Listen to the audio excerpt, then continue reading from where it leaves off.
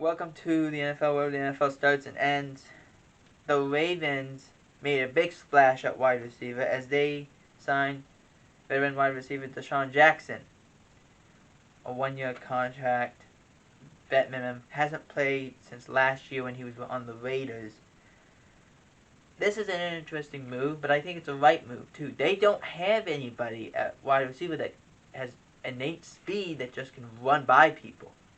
And if anything has showed last year, it showed that Jackson could in fact still run by people, even though he is in the age bracket of 35 and 36. The question is, can he stay healthy enough throughout the year, and will he be disgruntled that he isn't going to get the ball a whole lot? Speaking of disgruntled players, wide receiver Elijah Moore, the Jets wide receiver Elijah Moore, is frustrated with the lack of touches or the lack of receptions or targets thrown his way and has asked for a trade. Now, I don't quite understand this because Elijah Moore is a really young player. He's very cheap. It doesn't make any sense to do it from a financial standpoint. From another standpoint, it would be, why would you want to leave now? I understand 2 years ago, but why now? The team is winning. Why now? It doesn't make any sense from that perspective.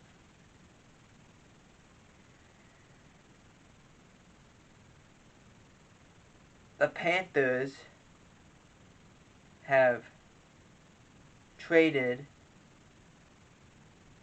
Christen McCaffrey to the 49ers for a 2023 second, third, fourth round picks and a 2024 fifth round pick. The Panthers fire sale has continued as they were getting trade offers for DJ Moore and for Brian Burns. Brian Burns, reportedly, there was a massive offer that the Panthers rejected that resulted in 2 first-round picks for Burns. And I understand why you didn't want to get rid of him. He's a young player. He's probably one of the best players under the age of 25. But also, does that mean that DJ Moore is not going to get traded? DJ Moore's 23. He's on a big long-term contract, $17 million a year. Does that mean he's not getting traded? Does that mean we're going to trade our older players, our players that have a lot of money? We're going to trade them and try and get as much draft picks as possible and build around our young guys. Maybe that's the case, but whoever goes and becomes the coach of the Carolina Panthers, that's a big reclamation project. Some sad news if you're the Baltimore Ravens, as J.K. Dobbins had his knee scoped and is out for 4 to 6 weeks. It's the same knee he injured or tore his ACL last year. And I hope this is not like a Todd Gurley situation, who, by the way, retired this week, officially anyway, where he had that bad knee injury at Georgia and never quite looked the same. I hope that's not the case. Dobbins is a good player, but him being gone again after having his knee scoped, after a year ago going through an ACL injury and recently just coming back, I hope we don't have the same effects as what Todd Gurley had after when he hurt his knee at Georgia.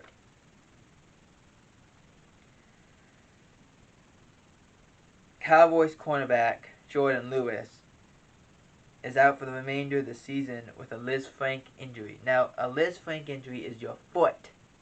It's part of your foot. It's kind of like, it's close to your plantar fascia, which is the bottom part of your foot.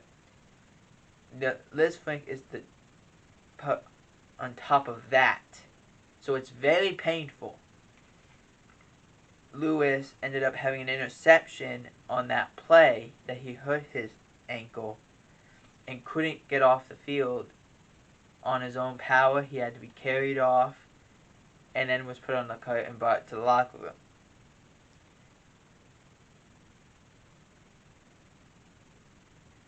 As we had said before,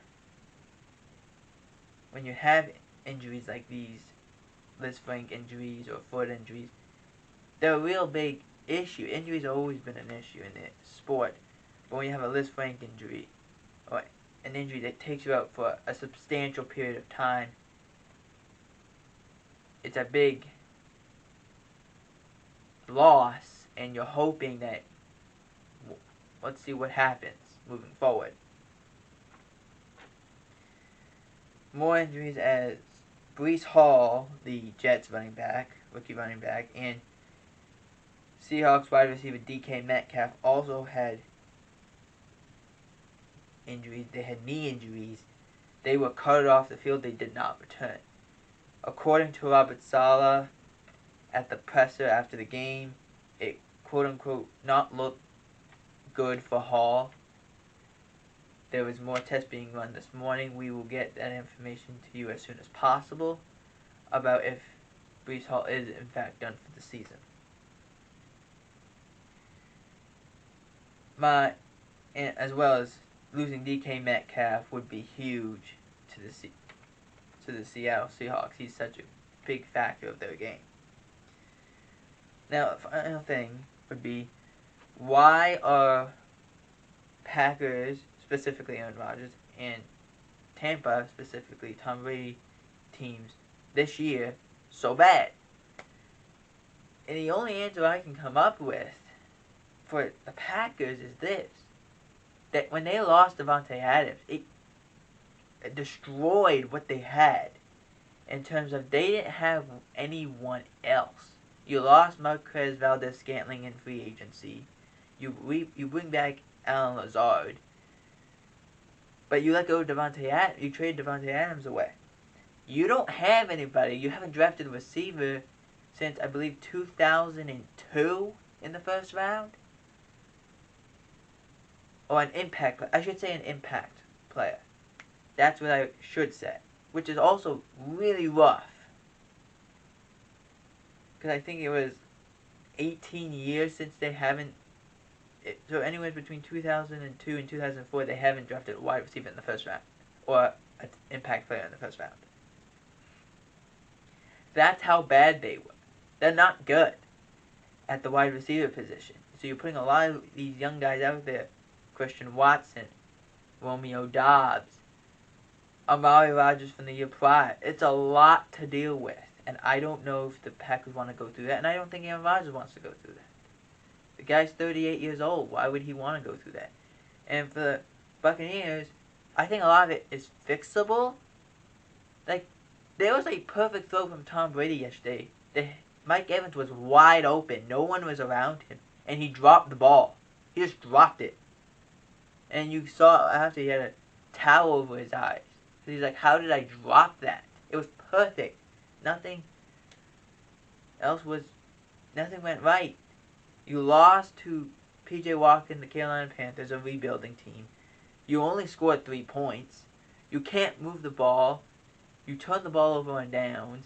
And you got wide receivers who are Pro Bowl and Super Bowl champion wide receivers that are dropping passes wide open. When the ball is perfect, it's not wobbling, it's not doing anything bad. There's a lot of questions I have about this Tampa Bay Buccaneers team and this Packers team, but I think Tampa is fixable. I don't think the Packers are.